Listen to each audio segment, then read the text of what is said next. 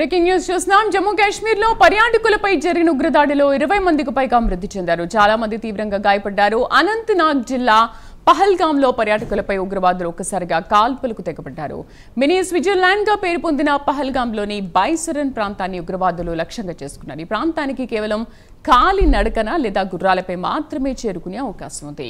పర్యాటకులపై అత్యంత సమీపం నుంచి ఉగ్రవాదులు కాల్పులు జరిపారని ప్రత్యక్ష సాక్షులు తెలిపారు.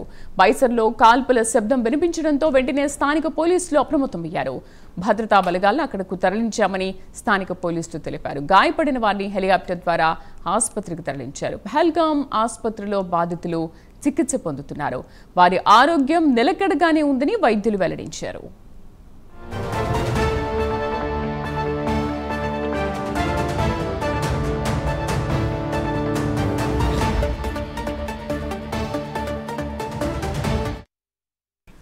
ఆర్మీ దుస్తులో వచ్చి ఉగ్రవాదులు కాల్పులు జరిపారు. దాడికి పాల్పడినది తామేనని టీఆర్ఎఫ్ ప్రకటించింది. జమ్మూ కాశ్మీర్లో ఉగ్రదాడిని ప్రధాని మోదీ ఖండించారు. ప్రస్తుతం సౌదీ అరేబియా పర్యటనలో ఉన్న మోదీ కేంద్ర హోంమంత్రి అమిత్ షాతో ఫోన్లో మాట్లాడారు. ఉగ్రదాడిపై వివరాలు అడిగి తెలుసుకున్నారు. తగిన చర్యలు తీసుకోవాలని అమిత్ షాకు సూచించారు. ఘటనా స్థలానికి వెళ్లాలని అమిత్ షాకు మోదీ సూచించారు. జమ్మూ కాశ్మీర్కు అమిత్ షా బయలుదేరి వెళ్లారు. పర్యాటకులపై దాడిని జమ్మూ కాశ్మీర్ సీఎం ఒమర్ అబ్దుల్లా ఖండించారు. దాడి ఘటనను హేయమైన చర్యగా పేర్కొన్నారు. ఇక పూర్తి సమాచారం మా నేషనల్ బ్యూరో చీఫ్ కళ అందిస్తారు. కళ,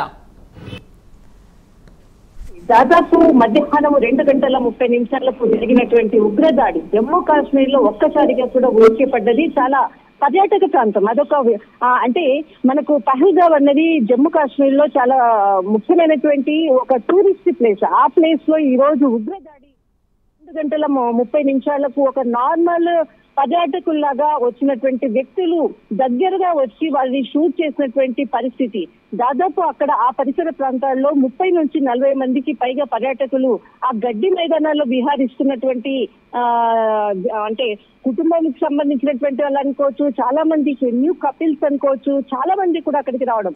అయితే దగ్గరగా ఉన్నటువంటి వ్యక్తులు వచ్చేసేసి ఇద్దరు ఉగ్రవాదులు వచ్చి షూట్ చేసినటువంటి పరిస్థితి.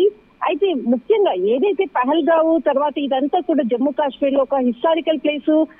ముఖ్యంగా అది అంటే పైకి అదొక లోయలాగుంటుంది. ఆ లోయలో వెళ్ళాలి అంటే కూడా ఎటువంటి వాహనాలు వెళ్ళడానికి కూడా అవకాశం లేనటువంటి ఒక ఇరుకైనటువంటి లోయ. కేవలం మనము అంటే గుర్రాలు ఇలాంటి నడుచుకుంటూ వెళ్ళేటటువంటి పరిస్థితి మాత్రమే. అటువంటి ప్లేసుల్లో ఈ రోజు ఉగ్రదాడి జరిగింది. దాదాపు ముఖ్యంగా ఇప్పటి వరకు కూడా అందుతున్న సమాచారం ప్రకారం 20 మందికి పైగా కూడా ఇందులో గాయపడ్డారు. అయితే ముఖ్యంగా ఇక్కడ ఎవరైతే గాయపడినటువంటి వాళ్ళని దగ్గరలో ఉన్నటువంటి హాస్పిటల్ కి వెంటనే ఆర్మీ వెంటనే రియాక్ట్ కావడం, అక్కడి నుంచి వాళ్ళందరినీ కూడా తీసుకుని వెళ్లి హాస్పిటల్లో కూడా ట్రీట్మెంట్ అందిస్తున్నటువంటి పరిస్థితి ఒకవైపు.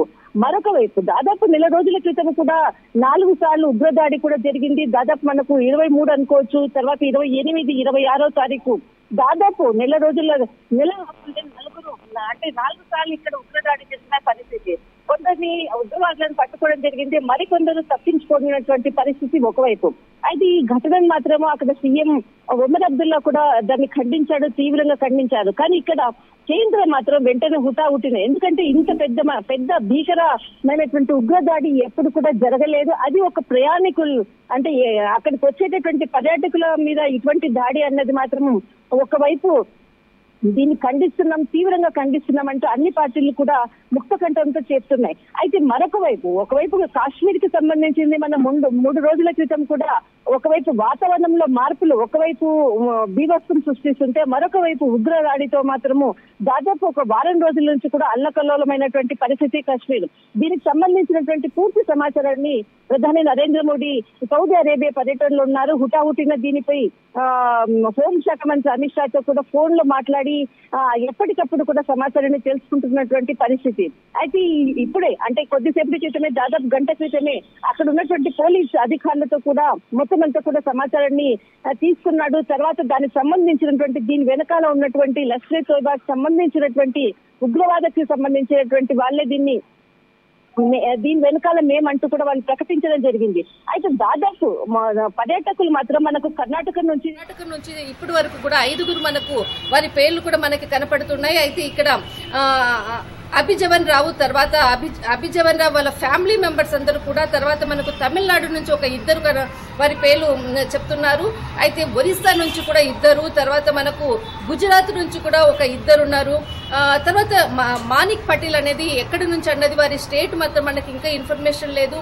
తర్వాత మహారాష్ట్ర నుంచి కూడా ఒక ఇద్దరు ఉన్నారు.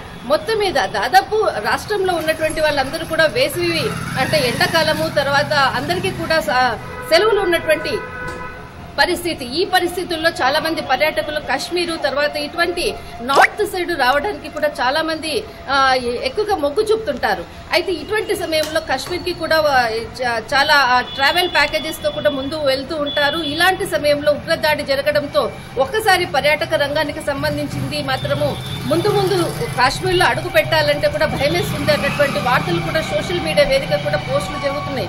ఎందుకంటే ఒక కొద్దిసేపటి క్రితము అంటే కొంతమంది న్యూ కపిల్స్ అక్కడికి వెళ్ళడము, అంటే వివాహమై కూడా ఒక వారం రోజులైంది, వారి భర్త అంటే అక్కడికి వెళ్ళడము, తర్వాత అక్కడ ఏదైతే